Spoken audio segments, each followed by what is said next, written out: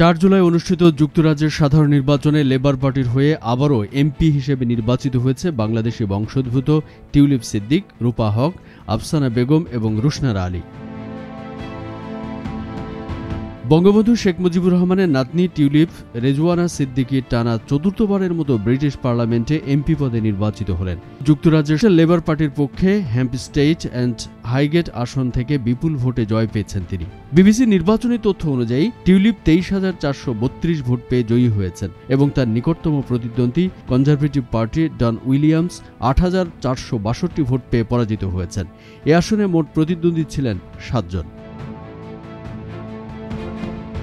এর আগে 2015 সালে হ্যাম্পস্টেড অ্যান্ড কিলবার্ন আসন থেকে প্রথমবারের মতো এমপি নির্বাচিত হন তিনি। এরপর 2017 ও 2019 সালেও একই আসন থেকে জয়লাভ করেন। ওই বছর ইভিনিং স্ট্যান্ডার্ডের দ্য প্রোগ্রেস 1000 তালিকায় লন্ডনের সবচেয়ে প্রভাবশালী রাজনীতিবিদদের মধ্যে স্থান অর্জন করেছিলেন টিউলিপ রেজওয়ানা সিদ্দিক।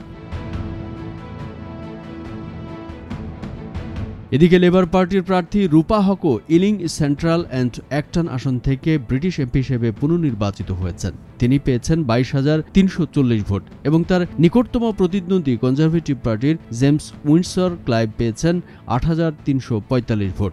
2015 সালে প্রথমবারের মতো এমপি হন রূপা হক। এরপর থেকে এখন পর্যন্ত টানা 4 বার নির্বাচিত হয়েছেন তিনি।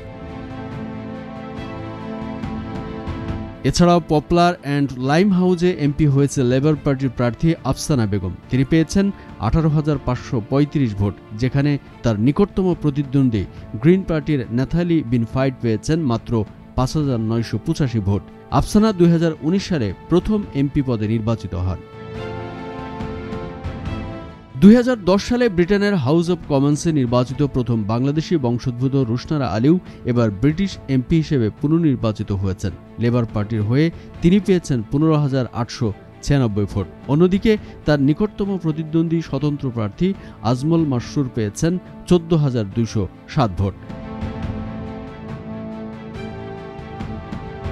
এবারের নির্বাচনে যুক্তরাজ্যের ইতিহাসে রেকর্ড সংখ্যক প্রার্থী অংশ নিয়েছিলেন। এবারের নির্বাচনে বাংলাদেশি বংশোদ্ভূত অন্তত 34 জন প্রার্থী প্রতিদ্বন্দ্বিতা করেছেন। তাদের কেউ কেউ ভিন্ন রাজনৈতিক দলের হয়ে নির্বাচনে অংশ নিয়েছিলেন, আবার কেউ কেউ স্বতন্ত্র প্রার্থী হিসেবেও নির্বাচনে অংশ নিয়েছিলেন।